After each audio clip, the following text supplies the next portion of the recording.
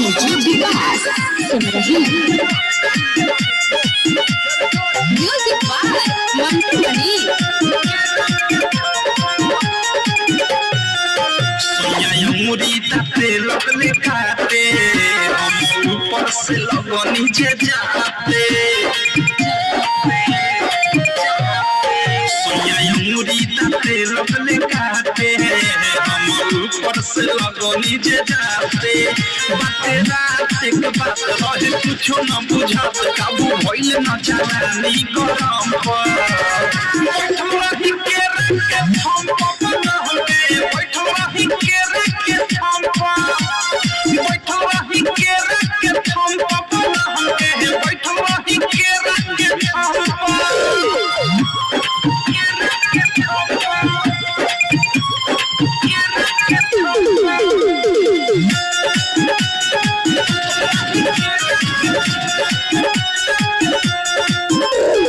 हाथे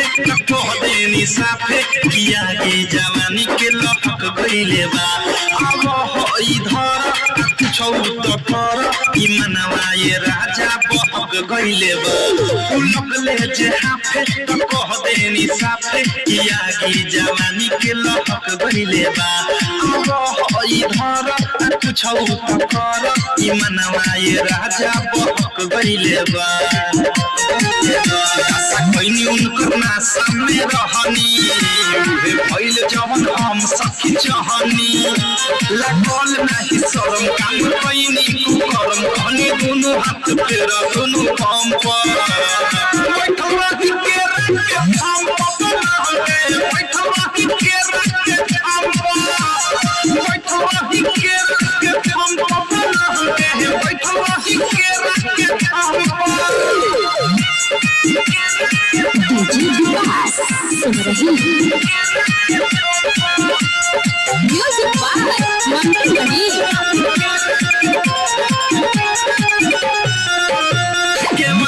के पीछे पसर गईनी नीचे हम रहनी ये सखी राते नाइटी में हो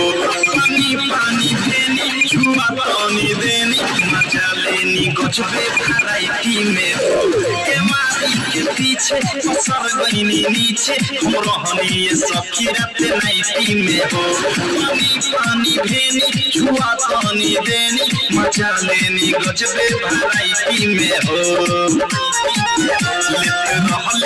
हल्का में हमें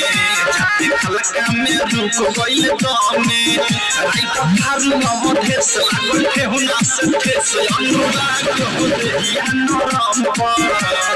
बैठवा ही के हम बैठवा ही के हम